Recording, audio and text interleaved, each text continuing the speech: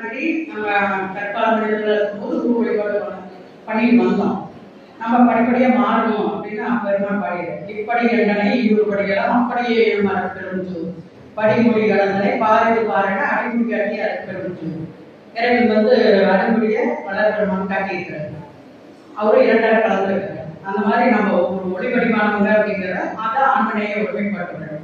மனிதநேயத்தை வலியுறுத்துவாங்க மற்ற நாடுகள்லாம்.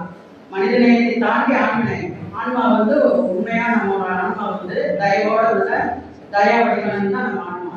நம்ம எங்கேயோ ஒரு ஆக்சிடென்ட் ஆயிருக்கோம், நம்ம கண்ணை பார்த்தோம்னா நமக்கு என்ன பிடிக்கும், ஐயோ யாருக்கு தப்பில்லையோ யாரோட இதோ அப்படின்னு நமக்கு இயற்கையாக வருது. அவங்க நமக்கு யாருனே தெரியாது.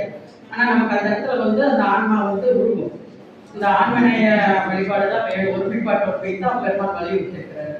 அதை வச்சுதான் இன்னைக்கு நம்ம இந்த சிறப்பு அப்படியே மேடையை பேசுனது இல்லைங்க, இந்த சிறப்பு பண்ணியிருக்காங்க.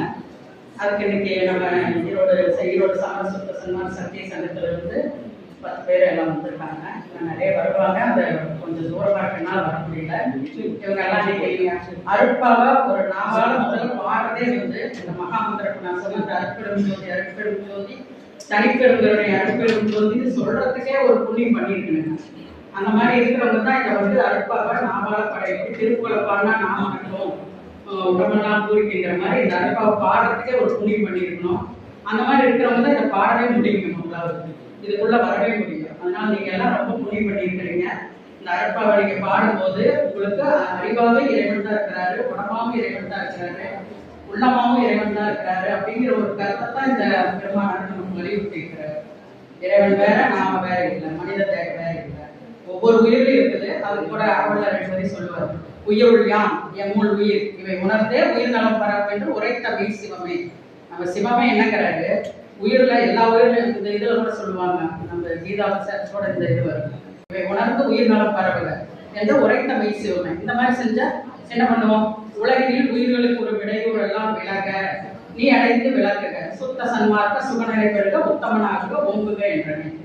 போற்றினின் பெயரோடு போற்றினின் பெருஞ்சி ஆற்றலை ஓங்கி அருட்பெரும் ஜோதின்னு சொல்றாங்க.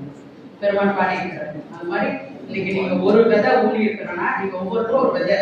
இந்த விதையை நீங்க உங்க குழந்தைங்களுக்கு இந்த மாதிரி வெளியே எடுத்துட்டு போகும்போது இது பெரிய ஆலமரமா வரும் அப்படிங்கிற ஒரு கருத்துல தான் இன்னைக்கு தமிழக அரசு இந்த ப்ரோக்ராம் வச்சிருக்காங்க. நீங்களும் இதில் கலந்து கொண்டு சிறப்பா எல்லாரும் பரிசு பெறுவது மட்டும் இல்லை, நம்ம நாட்டில் இருக்கிற கலாச்சாரத்தையும் ஒழுக்கத்தையும் பெருமாள் 4 ஒழுக்கங்கள் சொல்லியிருக்கிறார். இந்திய ஒழுக்கம், கரண ஒழுக்கம், ஜீவ ஒழுக்கம், ஆன்ம ஒழுக்கம் 4 ஒழுக்கங்கள் சொல்லியிருக்கிறார். ஒரு மனிதனுக்கு 4 ஒழுக்கங்கள் வேணும். அந்த ஒழுக்கத்தை கடைபிடிச்சா